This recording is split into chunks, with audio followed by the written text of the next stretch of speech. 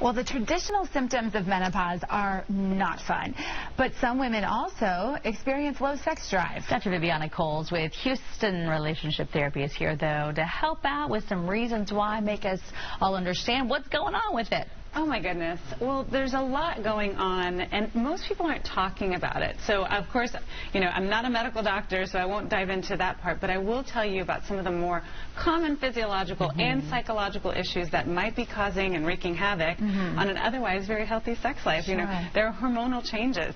For 75 to 85% of women, they experience symptoms of the hormone changes, and that can be night sweats, hot flashes. They are experiencing estrogen and testosterone levels that are all over the place. So that's probably the biggest one, and there's a lot of information online to help you with that. Some of the others can be physical symptoms like mood changes that a lot of people don't really understand or can't really pinpoint until they're in it, and they're like, what is going on? And up to 30 to 50% of women are saying that they're experiencing vaginal dryness and discomfort. I mean, these are all statistics that I think really should be and are starting to be addressed more commonly, but not necessarily when we're talking about sex. It's all physiological and what's going on with your body, but how can it impact you sexually? And of course, at Houston Relationship Therapy, we're always talking to our clients about any sort of sexual wellness, specifically physiological issues.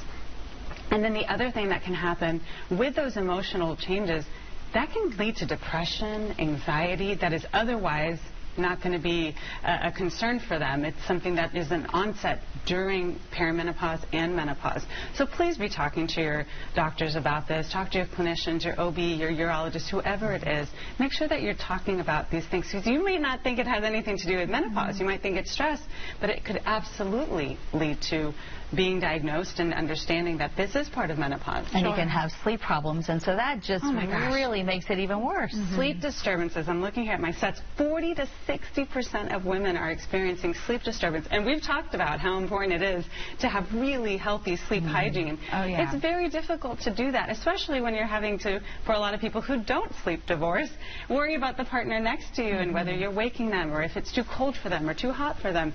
So again, all of these things can lead to you having really hard times and hard discussions with not just your clinicians, but also with your partners. And I want to make sure that everybody understands it may not be menopause, but it certainly could be, and that could open up a whole host of solutions for you. Now, August is for back to school, but September is for us.